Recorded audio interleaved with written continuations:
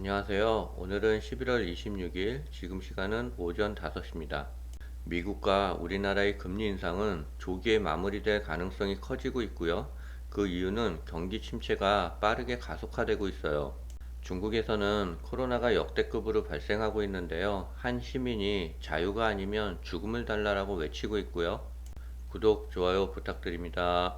차이나 전기차는 어제는 하락폭이 좀 컸습니다. 그래서 마이너스 27%고요. 미국장은 새벽 2시에 조기 폐장했어요. 일찍 휴가 가느라고 한산한 가운데 거래량은 그렇게 많지 않았습니다.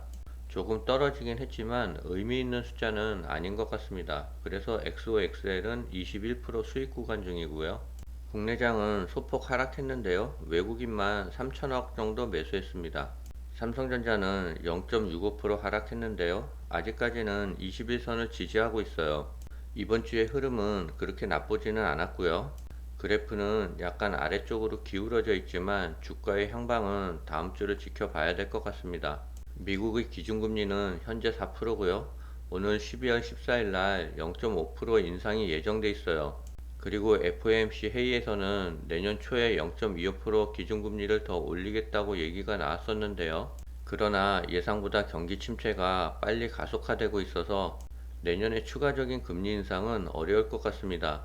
한국은행도 엊그제 금리를 0.25% 올려서 현재 3.25%인데요. 가계부채의 우려와 중국 코로나로 인한 경기 둔화로 인해서 내년에 0.25% 정도 한 번 더 인상할 수는 있으나 그것 또한 쉽지는 않을 것 같습니다.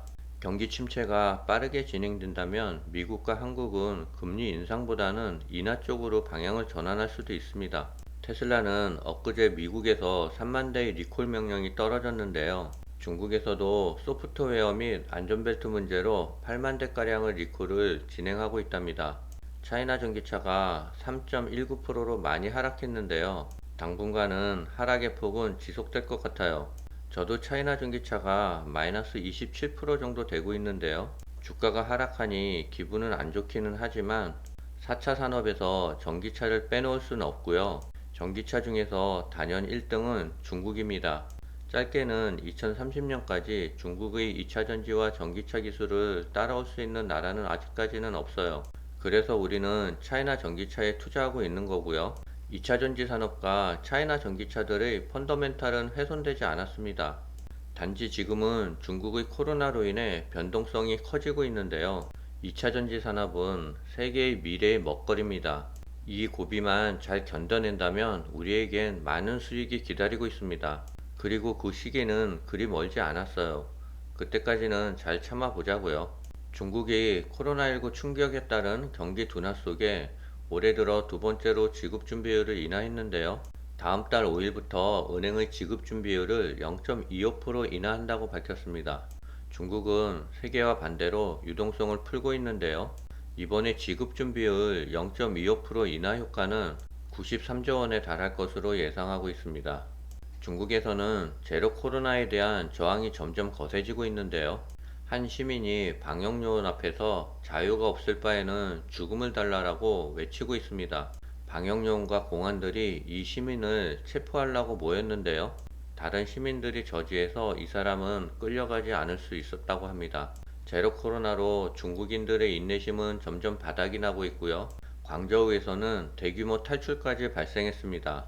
장기간 일상이 파괴되면서 주민들의 불안이 극도로 높아지자 급기야 도시 밖으로 탈출하려는 시도까지 이어지고 있다는데요. 당국은 탈출을 막기 위해 철조망과 콘크리트 벽을 설치했지만 탈출 시도는 계속되고 있답니다. 애플은 폭스콘 중국 정저우 공장 사태에 직접 개입을 하고 있는데요. 폭스콘 정저우 공장은 코로나19로 1개월이 넘게 생산에 차질을 겪고 있고요. 노동자들과의 갈등 심화로 상황은 점점 악화되고 있습니다. 이로 인해 애플의 4분기 실적이 크게 우려되고 있고요. 정저우 공장에서는 아이폰 14 프로 시리즈를 무려 85%나 생산하고 있는데요. 코로나 사태로 인해 관련 제품 대기 시간이 30일이 넘는 것으로 파악됐고요. 올해 4분기 애플 아이폰 판매 전망을 8,200만 대에서 7,200만 대로 하향했답니다. 중국은 내년도 신에너지차 판매 비중을 35%까지 늘린다고 하는데요. 2035년까지 전기차 판매를 50%로 목표를 잡았으나 그 목표는 5년이나 당겨질 것으로 전망했습니다. 내년 중국 전기 자동차 등 신에너지차 자동차 판매가 신차 판매의 35% 이상을 차지할 것이라는 전망이 나왔고요. 중국의 연간 신차 판매량은 2,600만 대인 점을 감안하면 900만 대 이상의 신에너지차가 판매될 것으로 보이고 있습니다. 국제신용평가사 피치 보고서에 의하면 2023년 중국 신차 판매 가운데 전기차 등 신에너지차 비중이 35%를 넘어설 것이라고 25일 보도했습니다.